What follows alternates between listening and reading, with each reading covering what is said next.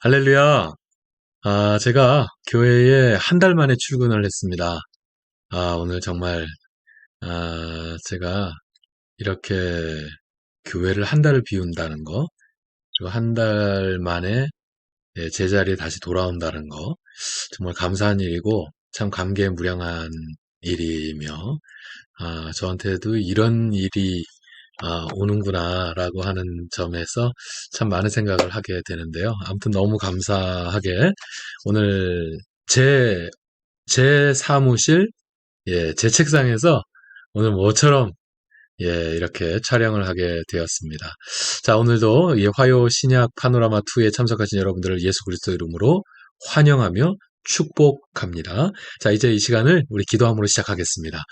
참 좋으신 아버지 하나님 감사합니다. 오늘도 우리의 생명을 하루도 연장시켜 주시고 오늘도 주의 은혜 가운데 이 귀한 하나님의 예비하신 이 성경 공부 자리에 저희들 임하게 하시니 감사드립니다. 이 시간도 저희들과 함께 해주시고 이 시간 이 성경 공부를 통해서 우리가 하나님의 진리의 말씀을 더욱더 바르게 온전히 이해할 수 있는 더욱더 통찰력을 길러 나갈 수 있는 복된 시간이 되게 해 주시옵소서. 하나님 감사합니다. 이 시간 전적으로 주님만 의지하옵고 예수 그리스도 이름으로 기도하옵나이다. 아멘. 할렐루야. 오늘은 이제 누가복음을 공부하는 날이 되겠습니다. 자, 제5과고요. 제5과로 누가복음을 공부하는 날입니다. 여러분 이제 주보에 나눠드린 간지, 이 교환을 여러분 다 받으셨을 줄 알고요. 자, 이 교환을 준비하셨으면 필기도구와 그리고 성경책을 준비하시고 이제 이 시간을 임하셔야 되겠죠. 자, 먼저 숙제 검사를 하겠습니다. 자, 여러분 누가복음 읽기 숙제 하셨습니까? 성경을 읽고 오셔야 돼요. 성경을 읽고 오셔서 더 좋은 건요. 읽고 오셔서 공부하고 한 번 더 읽으면 진짜 금상첨화죠. 그러면 아주 좋죠. 정말 좋죠. 최소한 뭐 그렇게까지 못 하시더라도 최소한 읽고 오십시오. 읽고 지금 공부할 내용을 여러분이 한번 눈에 익숙하게 한 다음에 이 시간에 임하면 많은 도움이 될 것이라 확신합니다. 자, 누가복음 총 24장으로 구성되어 있는 성경이고요. 자, 여러분 이제 다 읽어 오셨으면 이제 본격적으로 오늘 공부를 시작하도록 하겠습니다. 먼저 누가복음 개론을 공부하도록 하겠습니다. 첫째, 저작. 저작은 누구냐면 누가입니다. 근데 이 누가가 어떤 사람이냐면 헬라인이에요.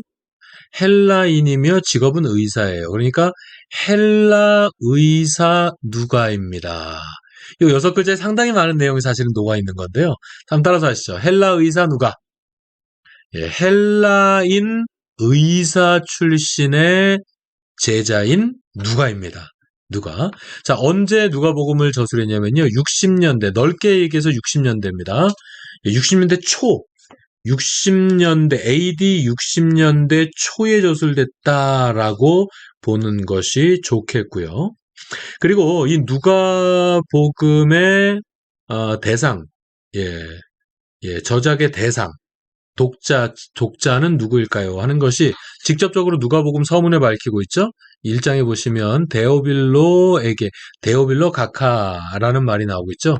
데오빌로. 직접적으로 데오빌로에게 이 복음을 전하는 것이 바로 이 누가복음의 목적이라고 할 수 있는데요. 여기 보면 직접적인 이것의 수신인이 바로 데오빌로입니다. 그럼 이 데오빌로라고 하는 이 한 사람을 위해서 누가복음이 쓰여졌을까요? 그건 물론 아니라고 보는 것이죠. 이 데오빌로라는 게 재밌어요. 제가 한번 써서 보여드리면 더 재밌겠죠.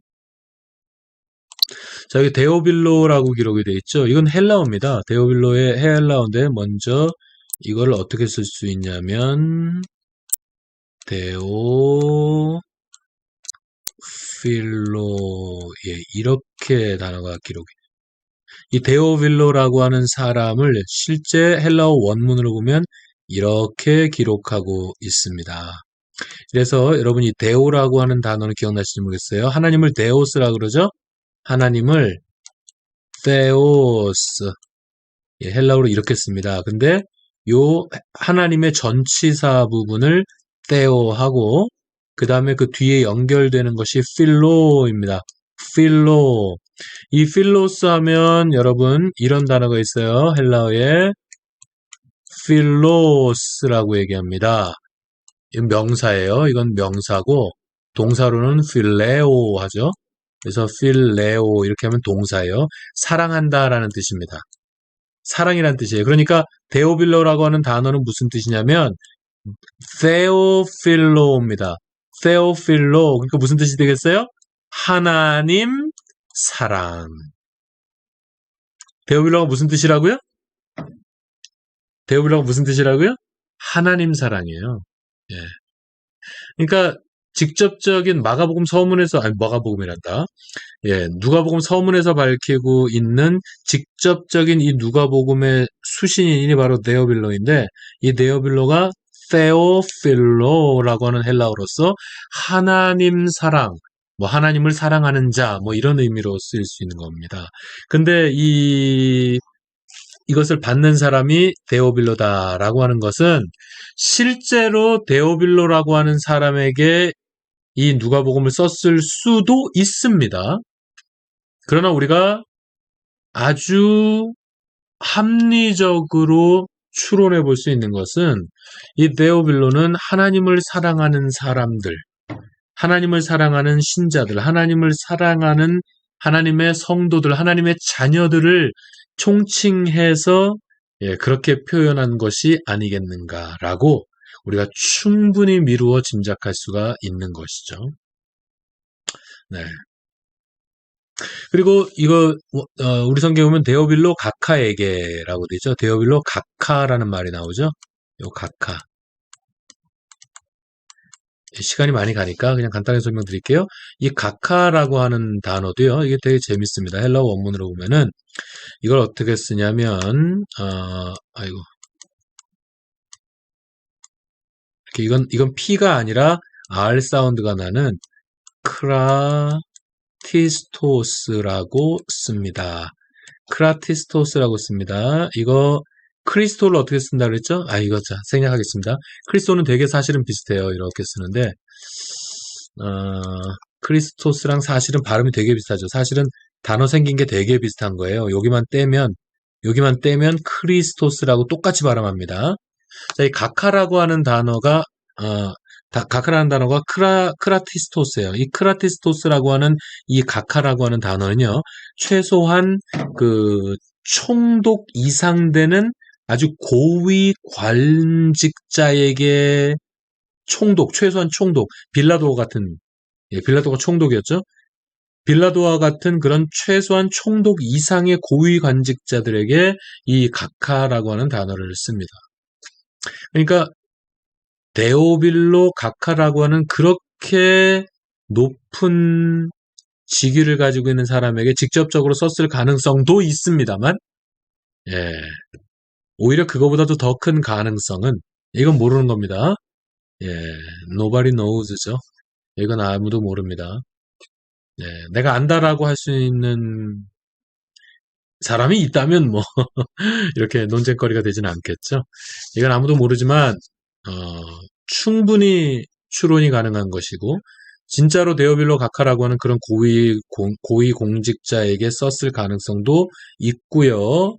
그런데 이 데오빌로 가카에게 썼다라고 하는 것은 하나님을 믿는 theophilo, 하나님을 사랑하는, 하나님을 믿는 하나님의 보배로운 자녀들, 하나님의 보배로운 그 성도들을 위해서 썼다라고 하는 것을 밝히는 것이 아닐까라는 추론. 이것은 충분히 합리적이며 충분히 타당하다라고 생각이 됩니다. 이렇게 누가복음의 저작에 대해서는 이 정도만 하겠습니다. 그러니까 대충 여러분, 자 대충 뭐 아시겠죠? 그러니까 누가복음은 데오빌로에게 썼을 수 있어요.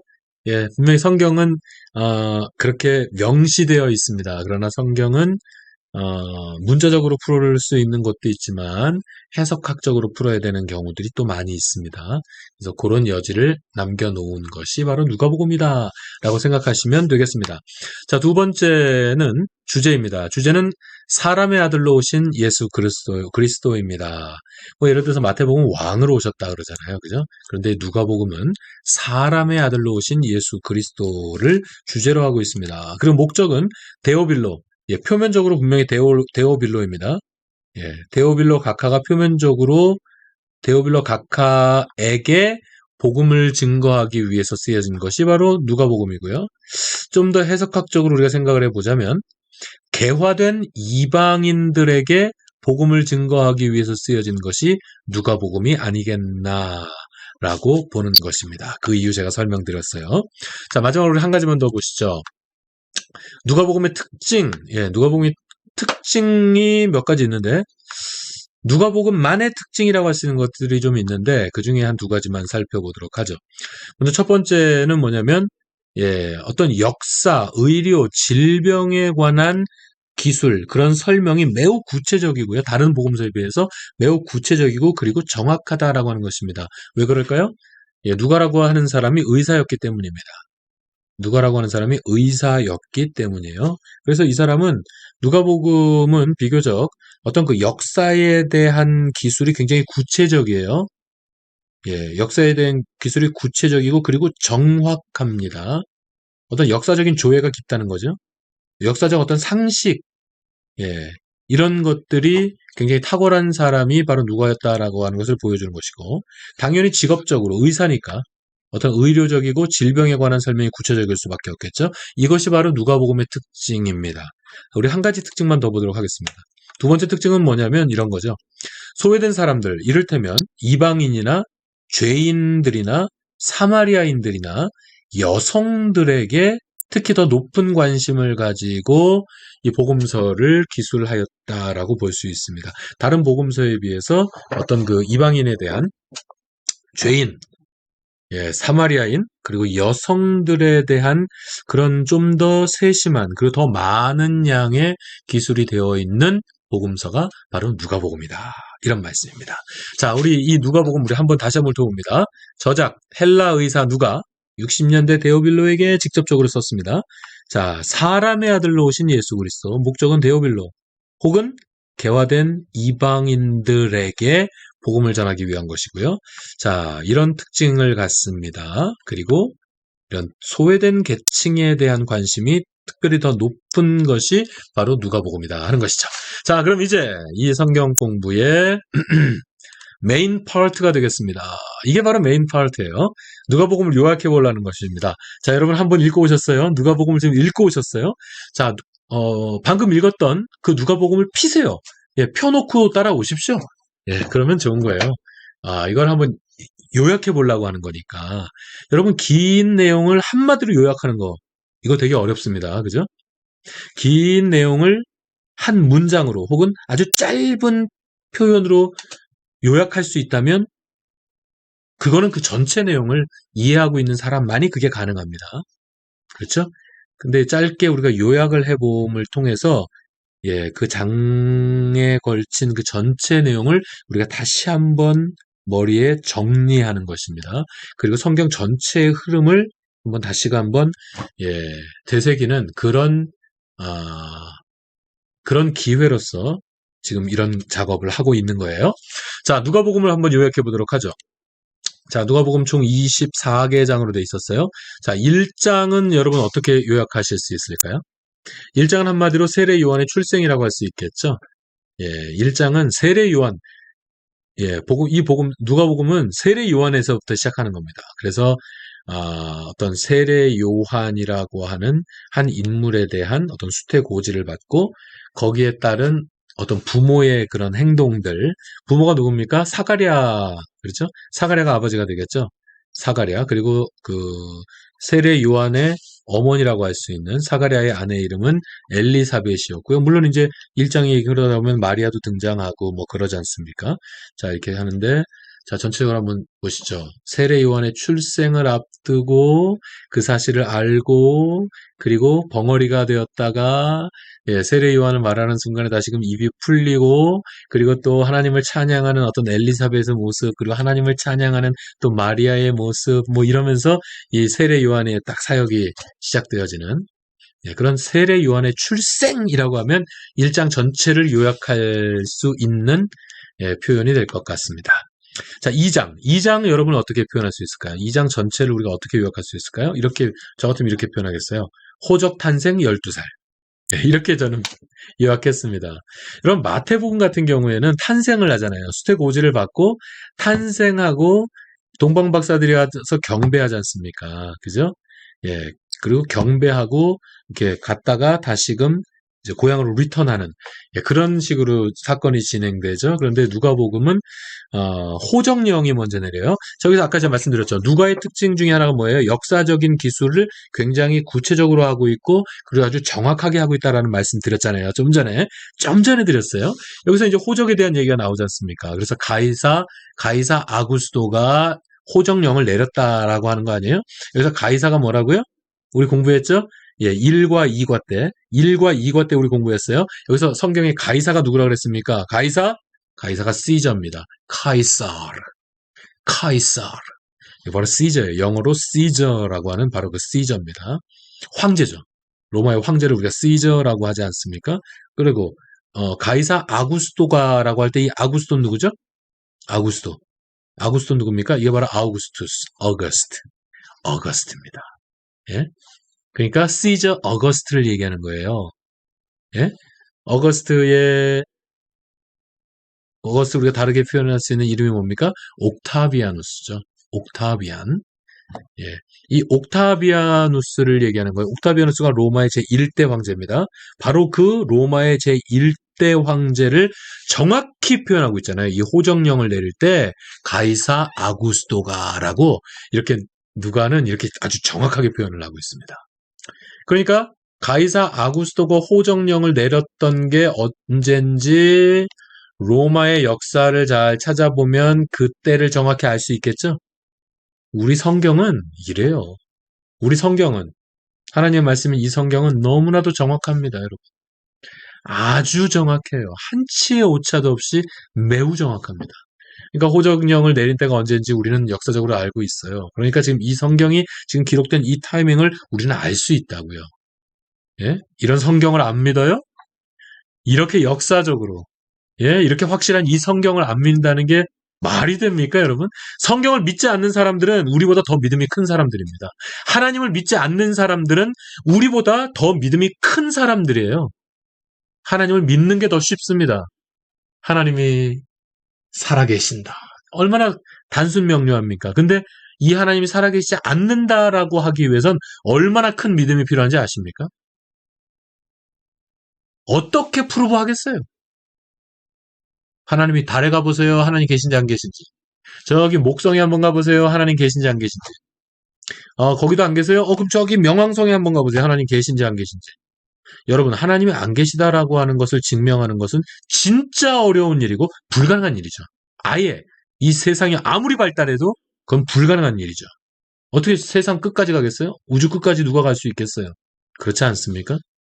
그렇기 때문에 하나님을 믿지 않는 것이 우리보다 더 큰 믿음을 가진 사람들만 그게 사실 가능한 일입니다.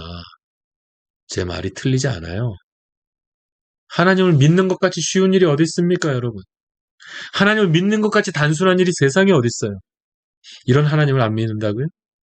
이 하나님의 말씀을 안 믿는다고요? 정말 간이 큰 거죠. 그건 진짜 간이 배 밖으로 나온 겁니다. 그건 정말 무책임한 거죠. 바로 여기 우리 성경이 지금 누가복음에서는 특별히 이렇게 아주 구체적인 기술을 하거든요. 가이사 아구스토가 호정령을 내렸다는 거. 이렇게 호적을 했죠. 그래서 이렇게 호적을 해가지고, 그래서 예수님의 부모가 그 고생을 하는 거 아닙니까? 베들레헴까지 가가지고 그 고생을 하는 거 아니겠습니까?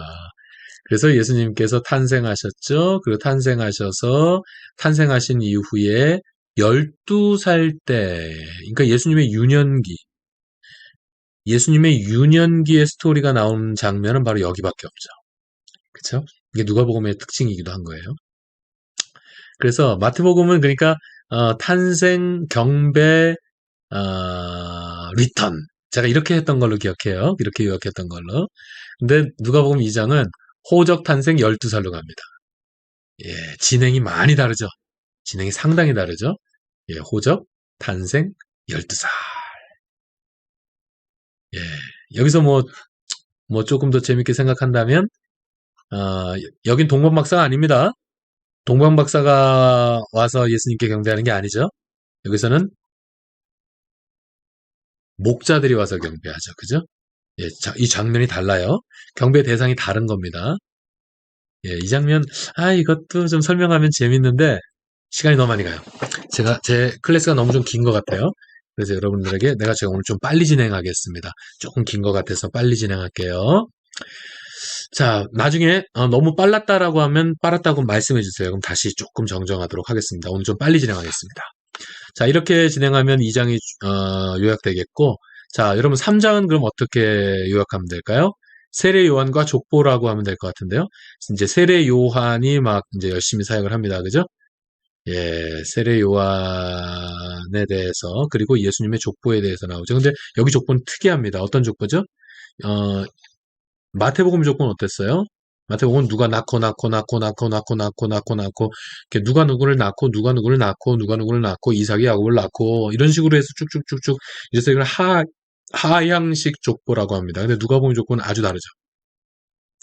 밑에서부터 예? 밑에서부터 예수님부터 쭉 올라가서 제일 위에 그 이상은 하나님이시니라. 이렇게 끝나는 겁니다. 그래서 누가복음의 족보는 상향식 족보다라고 얘기해요. 마태복음의 족보는 이게 평범한 족보죠. 하향식 족보. 낳고. 근데 누가복음은 그 이상은 누구요? 그 이상은 누구요? 그 이상은 누구요? 그 이상은 누구요? 그 이상은 누구요? 이런 식으로 쭉 올라가서 하나님까지 올라가는 상향식 족보를 보여주고 있는 것이죠. 그리고 3장에 보면은 디베료 15년이라고 나오죠. 여기 3장에서 디베료 15년. 디베료 15년이라고 성경에서 기록했기 때문에 실제 이때가 몇 년인지 우린 정확히 알 수 있어요. 디베료 15년이 언제인지. 디베로가 아까 그 옥타비아누스 있죠? 제1대 황제. 옥타비아누스의 다음 때를 이은 황제가 바로 이 디베료거든요. 티베리우스예요. 실제 이름은. 우리 성경은 디베료라고 한 거고 티베리우스가 바로 제2대 황제입니다. 그런데 이 2대 황제가 언제 통치를 시작하냐면 AD 14년에 시작하거든요. 그러니까 AD 14년에 통치를 시작했어요. 14년에 통치를 시작했는데 지금 어떻게 됐어요? 누가복음에 디베료 15년이라고 돼 있죠. 그러면 AD 14년에 통치를 시작했는데 15년이 지났으니까 지금 이 말씀의 시점이 언제예요? 정확하게 AD 29년입니다. 재밌죠? 재밌지 않아요? 성경이 이렇게 정확하고 재밌습니다, 여러분. 성경이 설화라고요? 성경이 이런 귀신 신나라 까먹는 말을 하는 존재들이랑은 상종도 하지 마십시오, 여러분. 예? 그러니까 지금 이 말씀을 하고 있는 이 시점은 정확히 AD 29년입니다. 성경을 이렇게 막 연대까지 정확히 풀어 나가는 해석을 하는 것이 때로는 굉장히 위험한 해석일 수 있어요. 실제로 이것은 이단들이 그런 식으로 해석을 많이 해요. 그런데 이건 너무나도 정확합니다. 역사적인 근거와 이게 그냥 너무 확실하잖아요. 이건 너무나도 확실하게 디베로 15년은 AD 29년인 거예요. 그러니까 지금 이 말씀의 지금 시점이 AD 29년 일을 말하고 있는 겁니다. 재밌죠? 계속하죠. 자, 누가복음 4장은 어떻게 요약할 수 있을까요? 누가복음이 좀 사실 요약하기 되게 어렵습니다. 사건이 너무 많아요. 어떤 중심 주제가 있고 흘러가진 않고 사건이 너무 많아요. 그래서 요약하기 되게 힘든데 4장은 저 같으면 이렇게 요약을 하겠어요. 시험과 나사렛 배척. 이러면 괜찮을 것 같아요.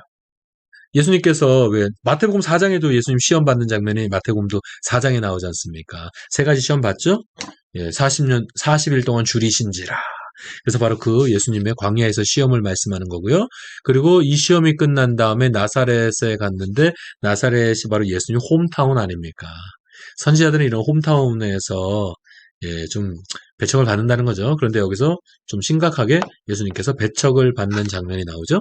그래서 4장은 시험과 나사렛 배척이라고 하면 전체 내용이 싹 흘러가는 것 같아요. 그렇지 않아요? 말씀을 보면서 따라오세요. 자, 여러분 말씀을 보시면서 따라오십시오. 5장입니다. 5장은 이렇게 요약하십시다. 어부들과 레위를 부르심. 어부들과 레위를 부르심. 이러면 괜찮은 것 같아요. 어부들을 부르셨다라고 하는 것은 뭐예요? 예수님의 제자들 중에서 어부 4명 있잖아요. 갈릴리 바다에서. 예, 그 누굽니까? 베안야요죠. 베안야요. 베드로, 안드레, 요한, 야고보. 요 4명의 어부를 부르시잖아요. 바로 그 장면이죠. 그래서 어부들을 부르셨다. 예, 그 장면이에요. 그 4명을 부르시는 거죠. 어부들을 부르셨다라고 하는 것이고, 물론 이제 어부들을 부르시면서, 그리고 그 다음에 레위를 부르는 장면이 나옵니다. 이 레위가 누굴까요? 예수님의 제자들 중에서 레위가 있어요? 베아냐요, 밀바, 도마, 알다, 시가. 레위는 없는데요. 예, 이런 부분이 조금 어려운 부분이라 할 수 있습니다. 당시 유대인들은 이름을, 이를테면 이거예요. 제 아들의 이름이 경연입니다. 제 큰아들의 이름이 경연이에요. 경연인데 학교에 가면 주블리라고 부르죠, 애를. 예, 주블리라고 그러죠. 그리고 또 이제 또 어디 가면 라스트 네임 얘기하면 킴이라고 얘기한단 말이죠. 그리고 미들네임이 뭐냐 물어보면 연이라고 얘기합니다. 네. 제 아들의 이름은 김경연이에요. 김경연인데 이렇게 다르다고 여러 가지 이름으로 쓰인다고요. 이스라엘의 상황이 그랬죠.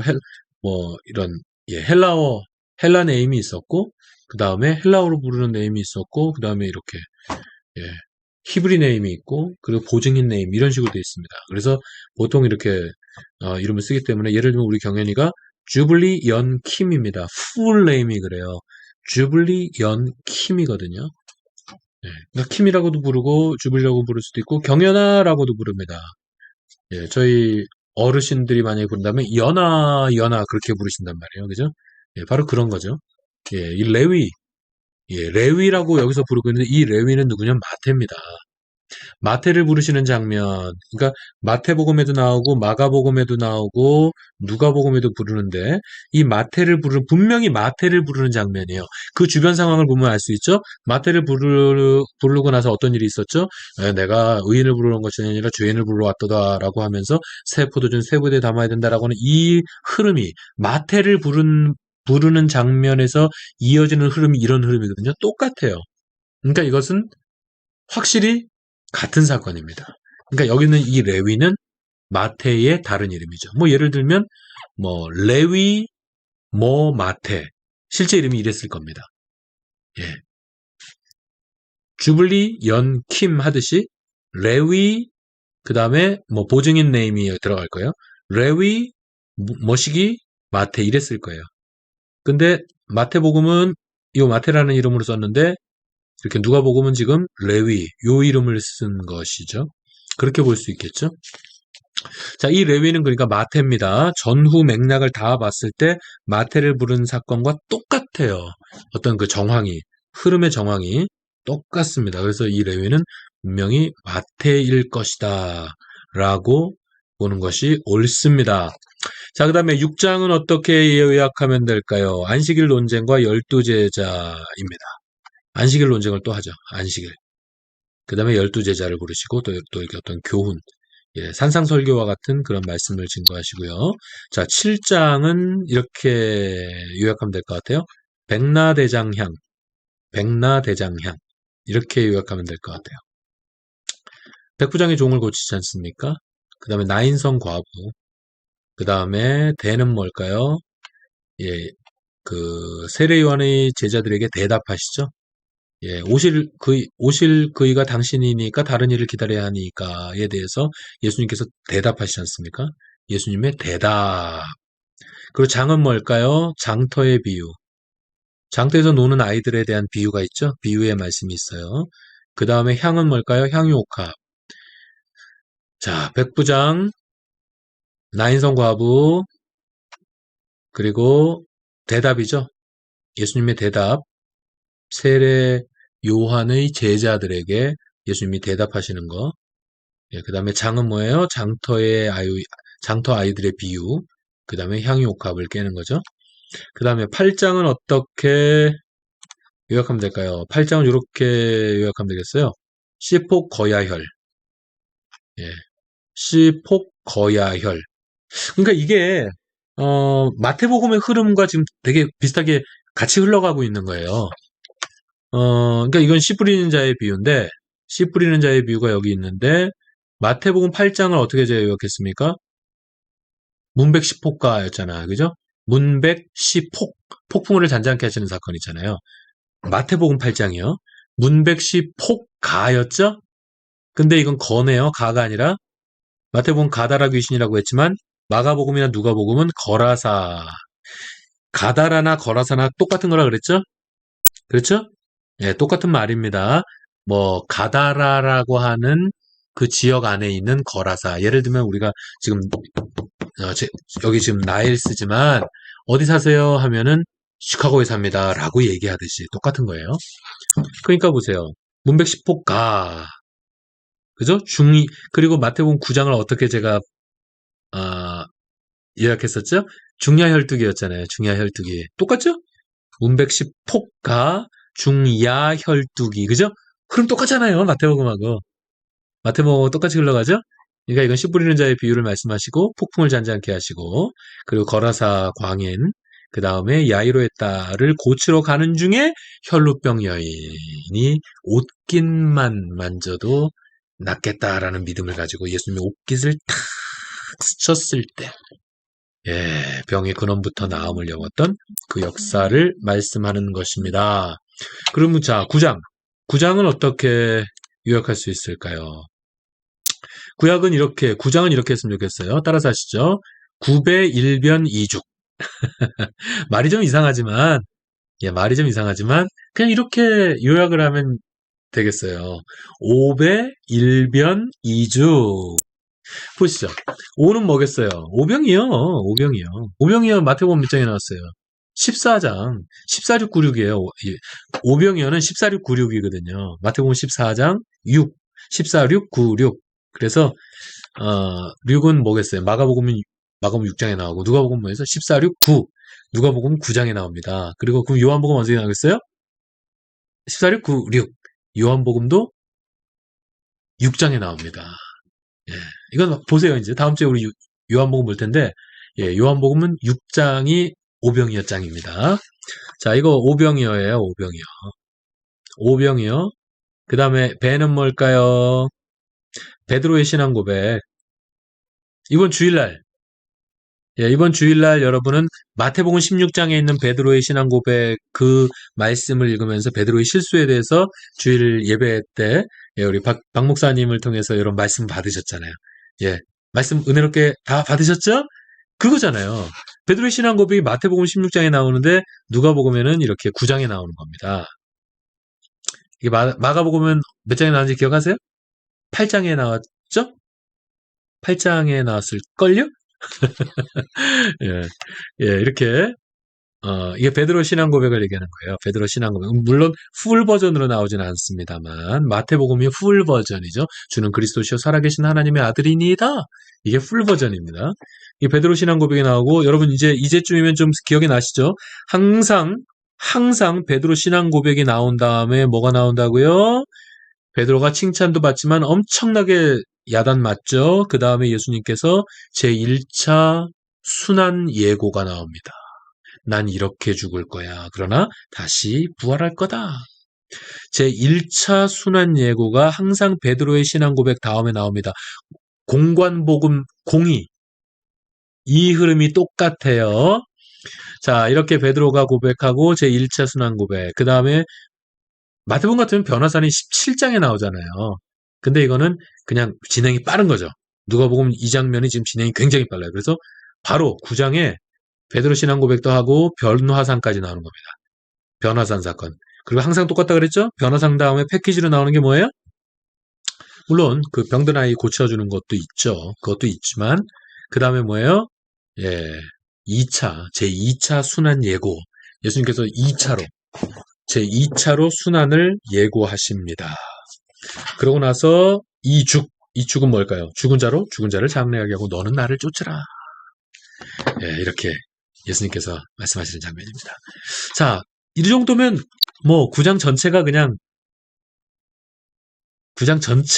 요약된 거죠? 5배 1변 2죽. 오병이요.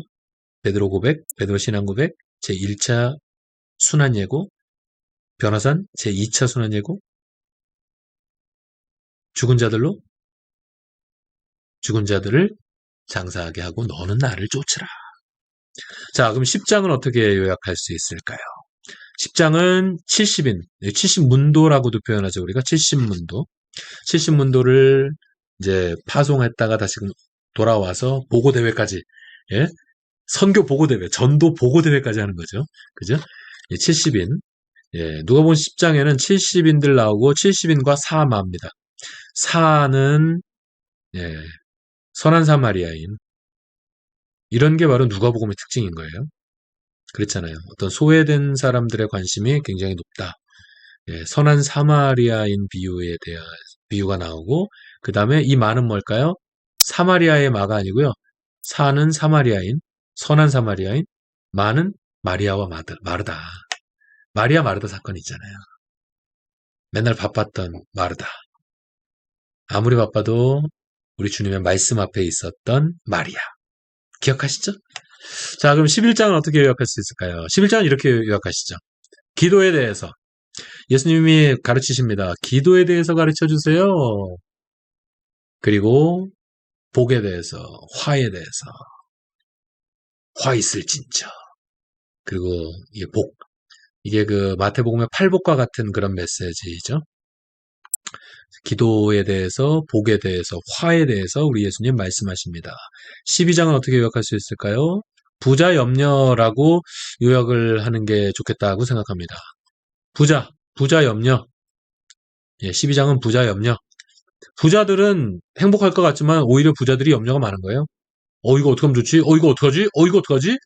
부자들이 오히려 염려가 많아요. 그래서 부자에 대해서. 그리고 또 염려하지 말 것에 대해서도 예수님께서 또 따로 말씀하십니다. 이게 하나가 아니라 염려에 대해서. 그리고 예수님께서는 화평을 주기 위해서가 아니라 분쟁케 하기 위해서 이 땅에 온 거다. 검을 던지러 내가 온 거다. 예수님께서 그런 말씀하시면서 때를 분별할 것에 대해서 또한 말씀하시죠. 자, 그 다음 13장은 어떻게 요약할 수 있을까요? 누가복음 13장은 비유장입니다. 누가복음 13장은 비유장이에요. 마태복음 13장도 사실 비유장이라고 말할 수 있겠죠. 근데 특별히 하나님의 나라에 대해서 말씀하시죠. 마태복음 13장은 하나님의 나라에 대해서 7가지 비유를 쫙 말씀하시죠. 근데 누가복음 13장은 예, 3가지 비유를 말씀하십니다. 첫째는 무화과 나무의 비유를 말씀하시고요. 그리고 겨자씨 비유, 그리고 이거 누룩의 비유. 이렇게 마태복음은 7가지 비유를 말씀하시죠. 누가복음 이렇게 3가지 비유를 말씀하십니다. 자, 14장은 어떻게 요약할까요? 예, 말석잔치라고 하면 될 것 같아요. 말석잔치. 예수님께서 말석에 앉으라는 거죠. 상석에 앉지 말고 말석에 앉아라. 예, 말석, 상석 언제 앉아요? 잔치 때 앉죠? 이거 다른 스토리예요. 그냥 제가 연결한 것 뿐입니다. 말석에 앉을 것에 대해 말씀하셨고, 우리 잔치에 대해서 말씀하시죠. 그래서 강권하여 채우라 이거 아닙니까? 예, 청함을 받은 자들이 많은데, 예, 근데로 잔치에 참여하는 자들이 적은 거예요. 그래서 그냥 아무나 데려다가 채우라 이거죠. 강권하여 채우라. 예, 이렇게 잔치 비유를 말씀하시고, 그러면서 이제 제자도에 대해서 말씀하시죠. 제자가 되려면 우리가 어떻게 해야 되는지 말씀하시는 거죠. 말석잔치라고 요약하시면 되겠습니다. 그렇죠? 4장 이렇게 요약하면 괜찮겠죠? 5장 어떻게 요약할까요? 5장은 이렇게 요약합시다. 잃은 것 비유라고 하면 될 것 같아요. 잃은 것 비유. 누가복음 15장은요. 잃은 것 비유예요. 잃은 것 뭐 있습니까? 첫째, 잃은 양. 둘째는 잃은 동전이죠. 근데 특별히 누가복음에서는 이게 드라크마. 잃어버린 드라크마 아니겠어요? 자, 잃어버린 드라크마. 그럼 세 번째 잃은 건 뭡니까? 잃어버린 아들. 탕자잖아요. 그래서 잃은 것 비유. 누가복음 15장은 잃은 것 비유 3! 예, 3가지 잃은 것에 대한 비유가 있고요. 그 다음에 누가복음 16장은 어떻게 요약할까요? 불의한 청지기 비유. 네, 이 불의한 청지기 비유. 이거 좀 어려운, 예수님의 비유 중에서 제일 어려운 비유 중에 하나가 이 불의한 청지기 비유라고 할 수 있을 겁니다. 불의한 청지기. 예, 불의의 재물로 친구를 사귀라. 이해가 안 되죠. 이해가 조금 어렵습니다. 자, 불의한 청지기 비유를 하시고 거지 나가 뭘까요? 거지 나사로. 불의한 청지기 비유와 거지 나사로가 16장에 나옵니다. 누가복음 16장. 불의한 청지기, 거지 나사로. 그리고 누가복음 17장은 이게 사실 제가 개인적으로 누가복음 17장을 굉장히 좋아합니다. 제가 누가복음 17장을 뭐 좋아한다기보다도 누가복음 17장에서 참 은혜를 참 많이 받은 것 같아요. 그동안. 항상 이 종의 의무, 뭔가 좀 큰 사역을 앞두고 혹은 큰 사역을 마치고는 항상 이 말씀을 제가 묵상하는 그런 저의 개인적인 트레디션이 있습니다. 종의 의무. 나는 무익한 종이다. 나는 무익한 자라. 마땅히 하여야 할 일을 한 것뿐이니이다. 종들은 이런 자세 가져야 되죠. 종들은 뭐 내가 좀 잘했다고 어떤 성과가 좋다고 뭐 했다고 의시되는 게 아니라 종이라면 나는 무익한 종이라. 마땅히 하여야 할 일을 한 것뿐이니이다. 종들의 자세가 이래야 됩니다. 항상 이런 자세를 갖기 원합니다만 하도 제가 부족해서 너무 연약해서 항상 이런 자세를 갖고 싶은데 그러지 못할 때가 많은 것 같아요. 한번 따라서 해보시죠. 나는 무익한 종이라. 마땅히 하여야 할 일을 한 것뿐이니이다. 이 말씀 제가 너무 사모합니다. 그리고 진짜 이런 종의 자세로 살았으면 좋겠어요. 그래서 제가 이 누가복음 17장을 참 좋아합니다. 개인적으로. 그리고 나서 이제 하나님의 나라는 여기 있다 저기 있다 하고도 못하느니 오직 하나님의 나라는 너희 안에 있느니라. 그 말씀이 이어서 나오죠. 종의 의무와 하나님의 나라. 이거 번데기 아니에요? 이거 하나님이에요. 헬라어로 하나님 theos 할 때 그 the 발음이 이게 델타입니다. 이렇게 씁니다. 아니지, 이게 델타예요? 델타는 이거고. 이걸 알파벳을 뭐라 그러는지 헬라어 공부한 지 오래돼가지고요. 헬라어 알파벳 이름이 헷갈리더라고요. 헬라어가 헷갈린 게 아니라 헬라어 알파벳 이름이 헷갈려요. 이걸 뭐라 그러더라? 하여튼 이게 번데기 같이 생겼어요. 예, 이거 뜨 발음 납니다. 뜨. 영어의 그 th 사운드 같이 나옵니다. 그래서 데오스라고 하는 발음이 좋지 않고 그냥 theos 이 정도 하면 좀 괜찮은 것 같아요. 헬라어 발음을 누가 정확히 할 수 있겠습니까? 사어인데. 자, 17장 이렇게 종의 의무 하나님의 나라 하면 아주 좋은 요약이 되는 것 같아요. 자, 18장은 어떻게 하면 될까요? 과부와 재판관 비유가 나오죠. 과부가 계속 졸라대니까 재판관이 아유 이건 귀찮아서라도 안 들어줄 수가 없는 거예요. 기억나시죠? 예? 그러니까 밤낮 부르짖는 기도에 하나님이 응답하지 않으실 수가 있겠느냐. 그러니까 밤낮 부르짖는 기도, 예, 그런 기도를 예수님이 또 가르쳐 주셨습니다. 그리고 부자관원 있잖아요. 부자관원. 제가 말씀드렸죠? 부자관원이 나오면 패키지로 따라 나오는 사건들이 있죠. 부자관원이 나오면 항상 공관복음서에서 똑같이 따라 나오는 패키지 있죠? 부자관원? 예? 예. 그러면 이제 낙타 바늘기 나오는 거고. 그러면서 이제 부장관원이 나오면 중요한 게 바로 3차 순환 예고가 이 부자관원, 예, 부자관원을 예수님께서 만나신 다음에 제 3차 순환 예고를 하시는 거죠. 기억하시죠? 네, 이거 새로운 거 아닙니다. 마태복음에도 그 흐름 그대로 나왔고 마가복음도 그 흐름 그대로 나왔어요. 자, 그러면 누가복음 19장은 어떻게 요약할 수 있을까요? 누가복음 19장 하면 승리 입성이죠. 네, 예루살렘 입성하시는 겁니다. 예루살렘에 입성. 뭐 그러기 위해서 이제 뭐 여러 가지 사건들이 있죠. 근데 특히 누가복음에는 이제 이 승리의 입성 전에 보통은 이제 이제 다른 흐름들이 좀 있는데 누가복음은 이제 누가복음은 이제 삭개오 사건이 나오면서 열문화, 예, 삭개오 사건과 열문화 사건이 나오잖아요. 열문화. 그러나서 이제 승리의 입성을 하면서 예, 자연스러운 그 패키지 흐름 뭐예요? 성전 정화. 예, 성전 정화 사건으로 연결되지 않습니까? 그리고 성전 정화 사건, 승리의 입성을 하면 자연적으로 성전 정화 사건으로 패키지처럼 연결돼요. 그리고 이 성전 정화 다음에 패키지처럼 연결되는 사건이 뭐예요? 무슨 권세로 이런 일을 하는가 아닙니까? 그게 바로 20장에 나옵니다. 20장에는 누가복음 20장에는 논쟁에 대해서 대표적인 세 가지 논쟁을 합니다. 대표적으로 세 가지의 논쟁을 하는데 누가복음에는 20장에 먼저 권세 논쟁. 무슨 권세로 이런 일을 하는가 그거죠. 이 흐름이잖아요. 승리의 입성, 성전 정화, 무슨 권세. 그러면서 또 패키지로 나오는 게 세금 논쟁, 부활 논쟁으로 가죠. 보통 이 흐름이 갑니다. 예, 권세, 무슨 권세로, 세금, 가이사에게 바치는 것이 가하니까, 불가하니까. 가이사의 것은. 이때 가이사는 누구라고요? 가이사의 것은 가이사에게, 하나님의 것은 하나님에게. 할 때 이때 가이사, 이때 시저, 이때 로마의 황제는 누굽니까? 아까는 여기서 호정령을 내렸던 가이사 아구스토죠. 이건 가이사 아구스토.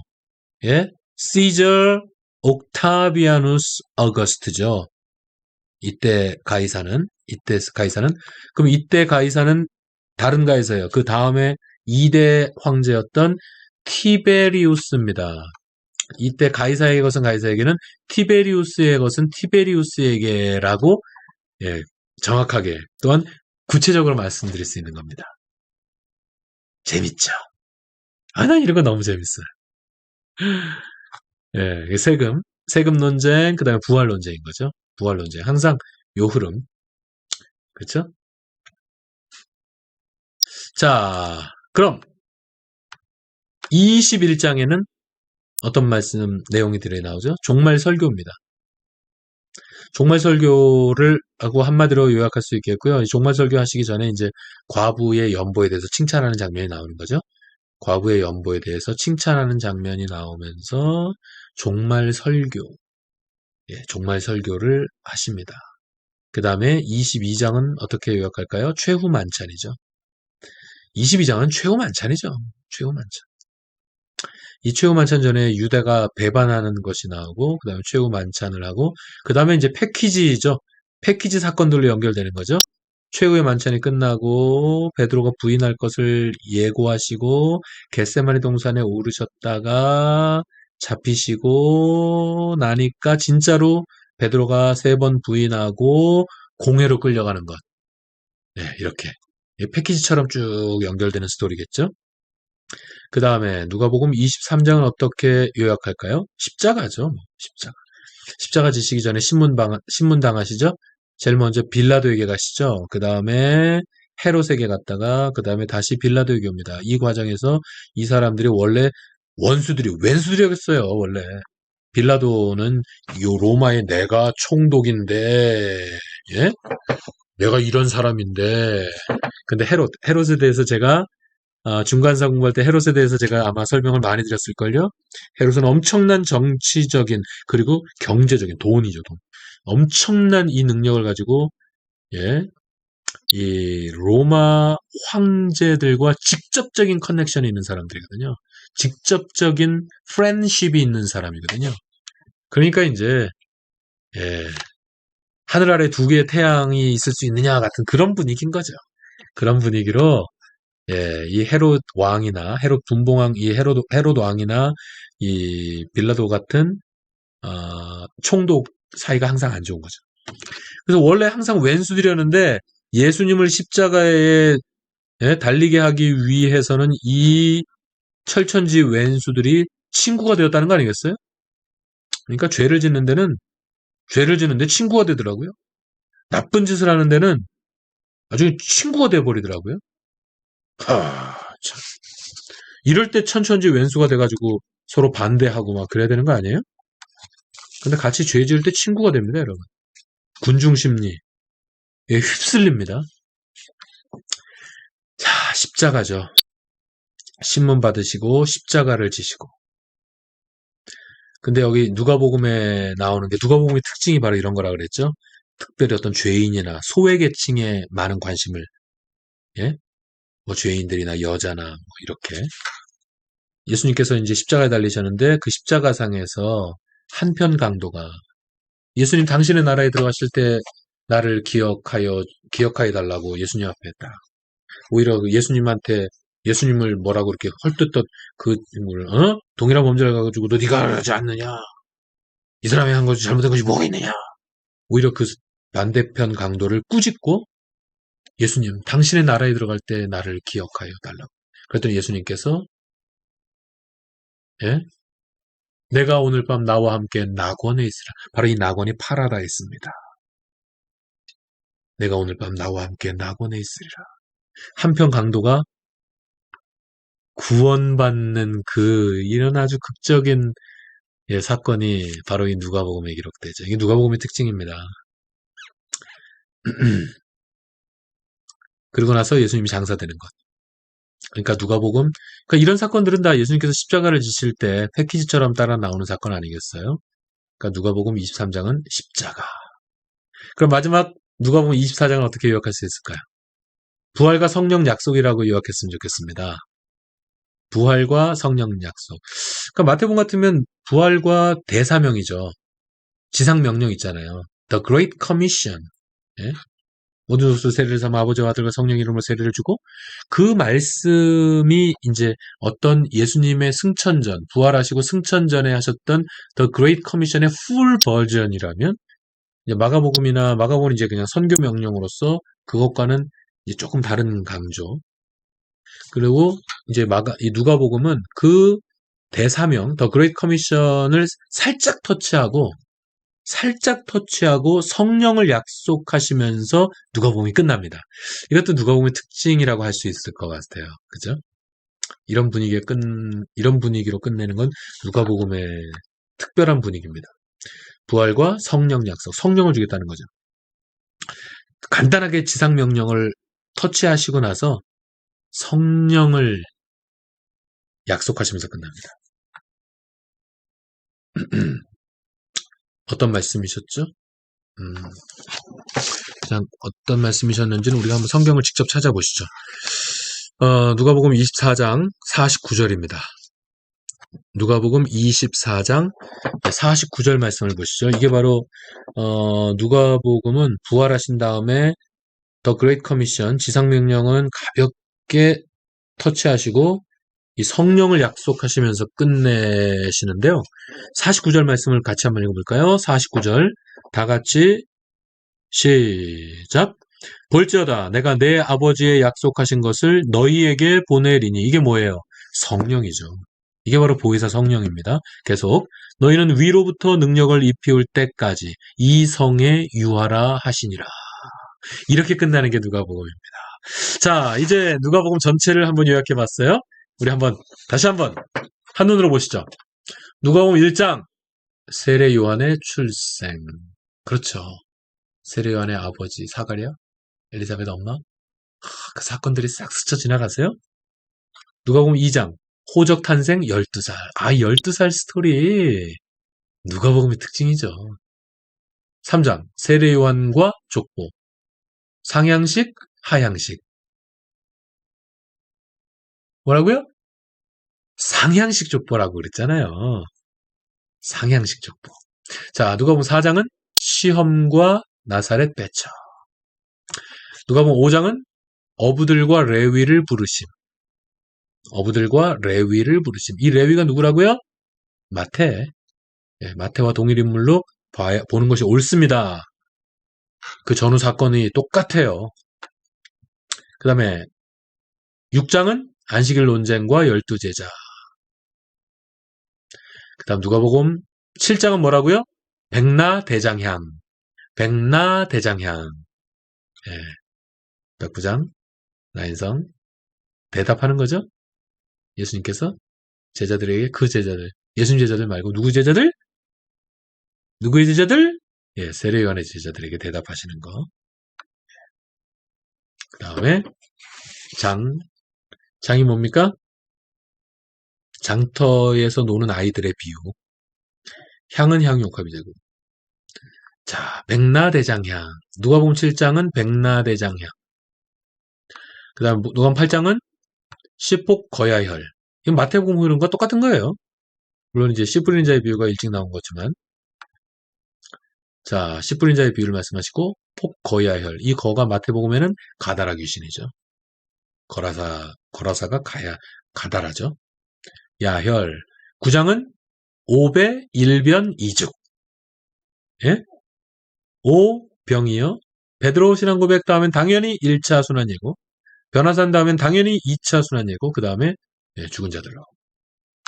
그 다음에 누가복음 10장은 뭐라고요? 70인과 사마. 이건 선한 사마리안 비유. 사마.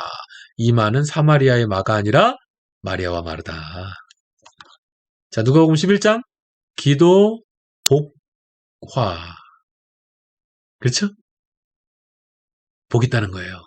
반대로 화 있다는 거예요. 누가복음 12장은 부자 염려. 이 같은 부자가 물론 염려가 많긴 한데 이건 염려 다른 말씀하시는 거죠. 염려하지 말라는 거죠. 염려하지 마세요. 진짜 염려할 거 없더라고요. 염려할 게 하나도 없더라고요. 여러분, 염려로 우리의 키를 한 자도 더 할 수 없습니다. 기도 외에는 정말 그렇더라고요. 자, 13장은 뭡니까? 비유. 네. 마태복음 13장에는 7개의 비유가 나오는데요. 누가복음 13장에는 3개의 비유가 나오는 거죠. 그리고 이거 뭐라고요? 무화과? 겨자씨? 누룩? 그리고 14장은 말석잔치라고 하면 되겠죠? 말석에 앉으라는 거. 잔치 비유. 잔치 때는 말석에 앉으라. 이게 아니라, 물론 잔치가 있을 때 말석에 앉으라는 거죠. 이건 따로 잔치 비유 따로 가는 거죠. 말석잔치. 누가복음 15장은 잃은 것 비유. 잃은 것 3개 뭐라고요? 제일 먼저 뭘 잃었어요? 양. 그 다음, 드라크마. 그 다음, 아들. 탕자 비유. 그 다음에 누가복음 16장 불의한 청지기 비유. 그 다음에 거지 나사로. 17장 종의 의무. 나는 무익한 종이라. 마땅히 하여야 할 일을 한 것뿐이니이다. 종의 의무, 그 다음에 하나님의 나라는 누가복음 18장에는 과부와 재판관 그리고 관원, 부자 관원. 예. 그리고 19장에는 부자 관원이 나왔으니까 당연히 뭐가 나오죠? 패키지 3차 순환예고. 이 정도는 여러분 이제 이 정도는 여러분 그냥 딱 알고 계셔야 돼요. 이 정도는 아셔야죠. 이제 딴 거 뭐 제가 무리한 거 요구하지 않습니다. 이 정도는 아시면 되잖아요. 여러 번 강조했으니까. 1차 때는 뭐라고요? 요거 베드로 신앙 고백 다음에 1차 나오고 그 다음에 항상 뭐예요? 변호사 다음에 2차 순환예고 그 다음에 부자관원 다음에 항상 3차 순환예고 이 정도는 여러분 알고 계세요. 이제 이 정도는 이해하실 것 같아요. 그 다음에 19장은 승리의 입성입니다. 승리의 입성이 끝나면 항상 성전 정화를 하시죠. 성전 정화한 다음에 항상 패키지 시험 따라하는 게 뭐예요? 무슨 권세로 이런 일을 하는가? 권세 논쟁. 그 다음에 세금 논쟁. 그 다음에 부활 논쟁. 부활 때는 누구의 아내가 되겠습니까? 너희들이 성경을 오해하였도다. 그런 게 아니야. 부활하면 너희가 천사 같아지는 거야. 시집도 안 가고 장가도 안 가. 그런 거 필요 없어. 예수님께서 이제 부활 논쟁에 대해서 대답해 주시는 거죠. 시원한 대답. 누구도 할 수 없었던 대답을 오직 예수님만이 할 수 있는 그런 대답이겠죠. 그죠? 그 다음에 자 21장 종말설교라고 요약할 수 있겠습니다. 종말설교 하시기 전에 물론 과부의 2랩돈을 칭찬하시는 장면이 있고 그 다음에 종말설교 그 다음에 12장은 최후 만찬이라고 할 수 있겠죠. 최후 만찬하면 뭐 유다 뭐 이렇게 베드로 부인 예고하고 겟세마네 오르셔서 잡히시고 진짜로 베드로가 부인하고 3번이나 그 다음에 공회로 잡혀가시고 십자가를 지시는 겁니다. 23장에 십자가 신문 받으시고 십자가 지시고 강도가 낙원에 가는 스토리. 누가복음의 특징이죠. 그 다음에 장사 지내시고 그 다음 마지막 누가복음 24장에는 부활과 성령 약속으로 끝납니다. 지상명령으로 끝나는 게 아니라 지상명령은 살짝 터치하시고 성령을 약속해 주시면서 능력을 입힐 때까지 이 성에 유하라 하시면서 누가복음을 이렇게 끝마치게 되는 것입니다. 자, 누가복음이 어떻게? 야, 누가복음이 어떻게 한눈에 좀 들어오십니까? 자, 여러분 끝까지 잘 따라오셔서 감사드리고요. 이제 다음 주 요한복음 시간에 다시금 만나도록 하겠습니다. 기도합니다. 좋으신 아버지 하나님 감사합니다. 우리가 하나님의 전체적인 이 말씀의 흐름을 좀 잡고 있는 것 같아요. 하나님, 우리가 이 시간 열심히 공부해서 열심히 하나님의 말씀을 읽고 또 공부하여서 하나님의 말씀을 너무 부분적으로 설명하고 부분적으로 해석하려고 하니까 많은 이단들이 나왔던 것을 우리는 알고 있습니다. 그래서 우리는 맨날 부분적인 것들만 공부하다가 이렇게 전체적인 이 흐름을 잡는 이런 성경적 통찰력을 갖는 기회를 갖고 있습니다. 하나님, 더욱더 열심을 주시고요. 더욱더 지혜롭게 저희를 붙잡아 주시옵소서. 하나님 감사합니다. 모든 영광은 오직 주님 홀로 받으시옵소서. 감사하옵고 예수 그리스도 이름으로 기도하옵나이다. 아멘. 여러분 수고하셨습니다. 다음 주에 요한복음을 가지고 다시금 찾아뵙도록 하겠습니다. 요한복음 먼저 잘 읽고 다음 주에 뵙도록 하겠습니다. 할렐루야. 안녕히 계세요.